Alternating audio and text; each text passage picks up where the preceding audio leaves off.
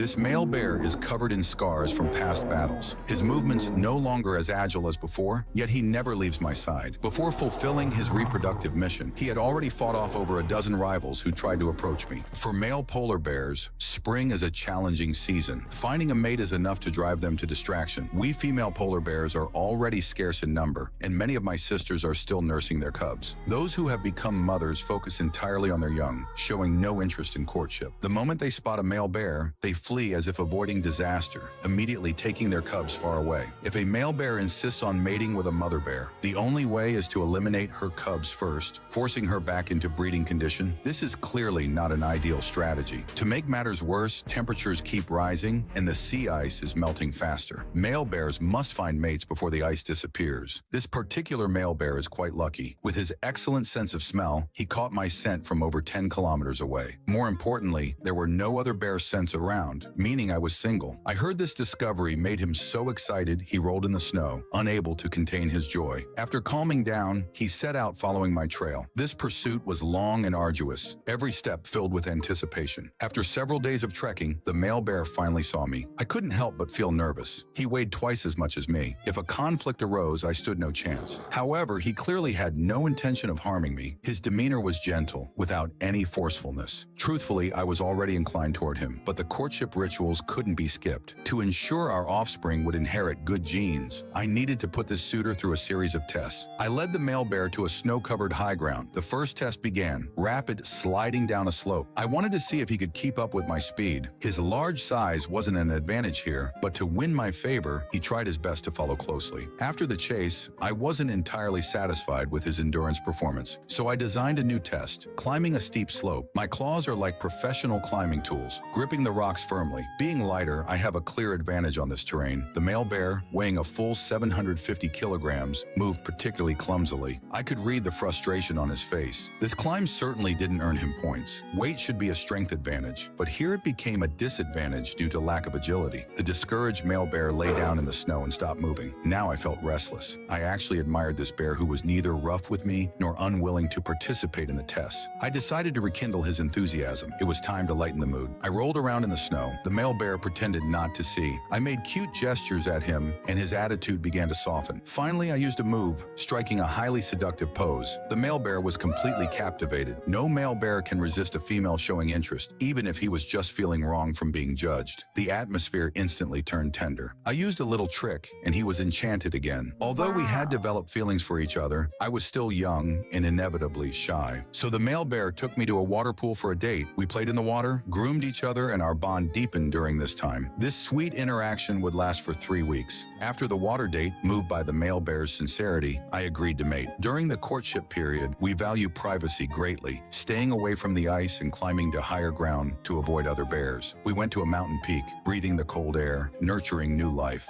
For us two polar bears accustomed to solitude, this moment was undoubtedly happy. But good times are always short. A competitor tracked us by scent. The mating was interrupted. To defend his rights, the male bear had to fight. He attacked from the higher ground, holding a clear advantage. After just one round, the challenger recognized the disparity in strength and promptly gave up, sliding away down the snowy slope. Yet a more intense battle was yet to come. A female bear without cubs, even with a protector, remains highly attractive to other males. A second challenger appeared, fierce and noticeably larger. This was a tough fight. After several rounds of confrontation, my male bear, though slightly injured, successfully drove off the intruder. He hurried back to me, but I suddenly turned cold, avoiding contact. Only after we sniffed each other did I realize I had mistaken him for another bear. Then we restored our intimacy. Wherever I went, the male bear followed closely. He never forced anything, only mating when I agreed. Over the next 2 weeks, the male bear fought off wave after wave of competitors, but the cost of continuous fighting was severe. His body covered in wounds and great pain. Even normal walking became difficult. The time for parting finally arrived. We, who had loved, had to say goodbye here. 9 months later, I would give birth to cubs and raise them alone. The male bear would return to the frozen sea to continue his solitary life. The ice beneath his feet would soon melt, and we might never meet again. As for my difficult struggle to survive in the harsh environment with my cubs, that will be another story.